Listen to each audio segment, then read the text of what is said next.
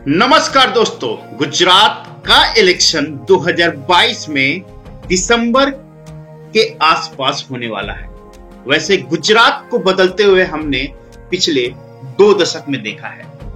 क्या कांग्रेस यहां पे बदलाव कर पाएगी या बीजेपी जो पिछले कई दशकों से यहां पर विराजमान है आगे भी मेंटेन करता रहेगा?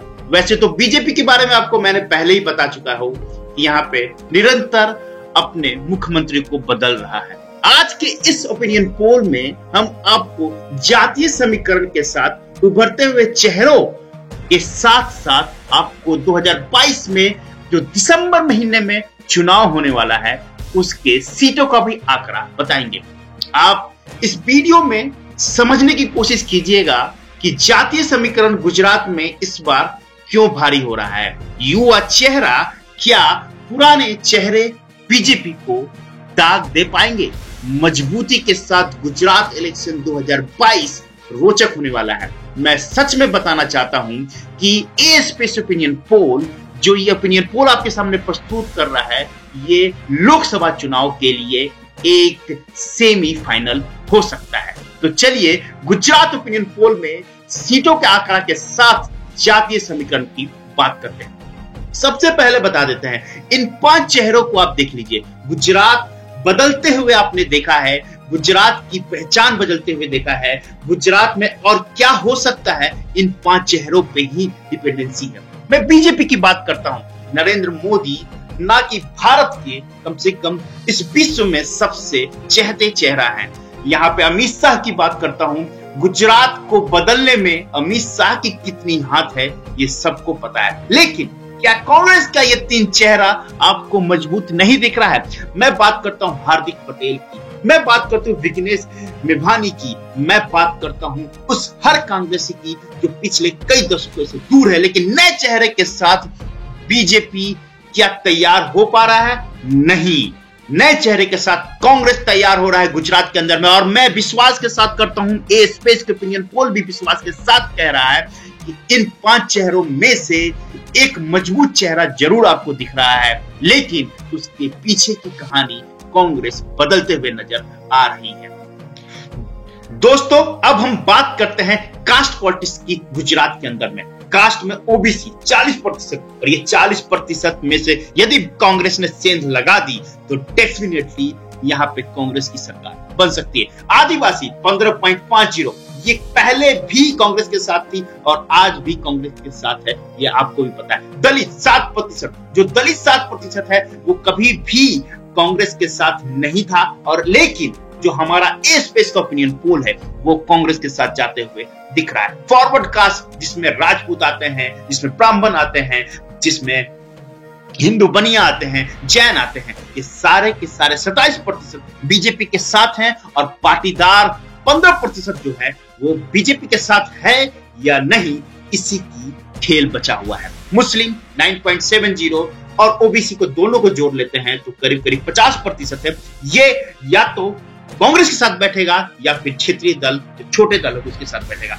इस बार ये बीजेपी के साथ थोड़ा सा नाखुश दिख रहा है। अदर्स में आधा प्रतिशत है क्रिश्चियन, पारसी और जैन, ये तो कभी भी हर वक्त जहां भी रहे हैं वो बीजेपी के सपोर्ट में। तो मैं कास्ट पॉलिटिक्स का कॉम्बिनेशन बता देता हूं आपको। ओबीसी, आदिवासी और दलित, ये पक्का इसमें से कुछ प्रतिशत वोट छटक के कांग्रेस की तरफ जा रहा है। फॉरवर्ड कास्ट में से 15% पाटीदार हैं, वो भी छटक के कांग्रेस की तरफ जा रहे हैं। हाँ, बाकी जो फॉरवर्ड कास्ट है वो डेफिनेटली बीजेपी के साथ है। यहाँ पे मुस्लिम वोट की बात करता हूं। मुस्लिम वोट इस वक्त ध्रुवीकरण के चक्कर में नहीं पड़ सकता है। हो सकता है कि ये इस बार कुछ नया खेल खेल दे तो कांग्रेस के साथ भी जा सकता है। अदर्स का आधा प्रतिशत है, उससे बहुत ज्यादा इंपैक्ट गुजरात की राजनीति में नहीं होते हुए दिख रहा है।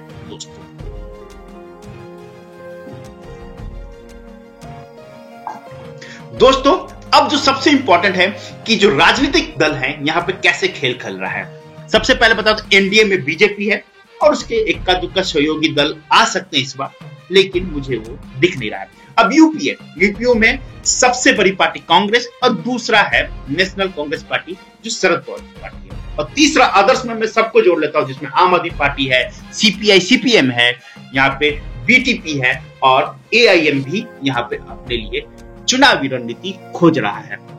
अब दोस्तों मैं आदर्श में आम आदमी पार्टी को काफी मजबूत मानता हूं क्योंकि वो गोवा में भी इंपैक्ट करते हुए दिख रहा है और साथ में दिल्ली में इंपैक्ट है, तो ये दोनों का इंपैक्ट यहाँ पे गुजरात में लंबे अरसे के बाद आपको एक नया दल दिखते हुए नजर आएगा। लेकिन जो सबसे बड़ा मुकाबला है बीजेपी वर्सेस कांग्रेस है और जो आगे वही लग रहा है 2022 दिसंबर में जो इलेक्शन हो रहा है। अब हम बात करते हैं वोटिंग प्रतिशत की। 2017 में करीब 49% बीजेपी के पास था, कांग्रेस के पास 41% वोट प्रतिशत था, बीटीपी के पास 0.7% और इंडिपेंडेंस के पास 4.5%।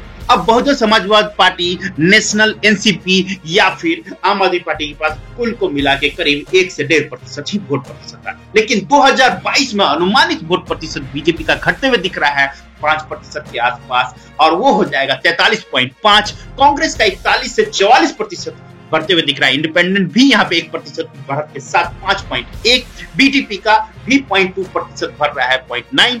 बहुजन समाजवादी पार्टी हो या फिर नेशनल एनसीपी हो या फिर आम आदमी पार्टी, यहाँ पे वोट प्रतिशत की इजाफत हुआ है। लेकिन चौंकाने वाला वोट प्रतिशत है आम आदमी पार्टी का करीब 6%। तो 2022 में अनुमानित वोट प्रतिशत में बीजेपी के घटते हुए नजर आई है, बाकी आम आदमी पार्टी और कांग्रेस का बहुत बड़ा बढ़त दिख रहा है वोट प्रतिशत 2022 के अनुमानित वोट प्रतिशत में। अब हम सीटों की बात कर लेते हैं। तो 2017 में बीजेपी को 99 सीटें आई थी, कांग्रेस को 77, इंडिपेंडेंट को 3, बीटीपी को 2, बहुजन समाजवादी पार्टी का खाता भी नहीं खुला था, एनसीपी को 1, आम आदमी पार्टी का 1 भी सीट नहीं था। लेकिन अनुमानित 2022 का बता देते हैं। 2022 में बीजेपी को 82 सीटें मिल सकती है, कांग्रेस को 86 सीटें मिल सकती है, इंडिपेंडेंस को 1 सीटें मिल सकती है, बीटीपी को 1 सीटें मिलेगी, एनसीपी को 4 सीटें मिलती हुई नजर आ रही है और आम आदमी पार्टी को 8 सीटें। अब बता देते हैं समीकरण गुजरात विधानसभा का।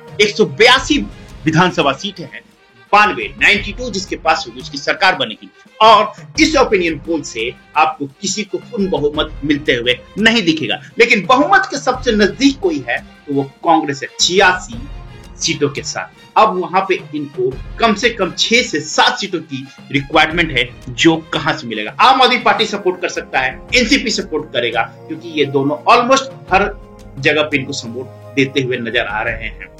इंडिपेंडेंट का 1 सीट है, लेकिन 2022 में यदि हंग असेंबली होता है तो उस केस में काफी बड़ा नुकसान होगा बीजेपी को। यदि बीजेपी सरकार नहीं बनाती है 2022 में तो डेफिनेटली लोकसभा चुनाव में भी इंपैक्ट नजर आते हुए नजर आएगा। तो हमारे ओपिनियन पोल से 86 सीटों के साथ कांग्रेस सबसे बड़ी पार्टी नजर आ रही है। 182 विधानसभा सीटों में से 92 का आपको जरूरत पड़ सकता है। दोस्तों ये वीडियो कैसा लगा प्लीज आप कमेंट करके बताइएगा, लाइक कीजिए, शेयर कीजिए, सब्सक्राइब कीजिएगा, बेल आइकन को जरूर प्रेस कर लीजिएगा। हमारी तरफ से जो भी नया वीडियो जाए उसका नोटिफिकेशन आपको जरूर मिले। दोस्तों मिलते हैं अगले वीडियो में, तब तक के लिए वंदे मातरम।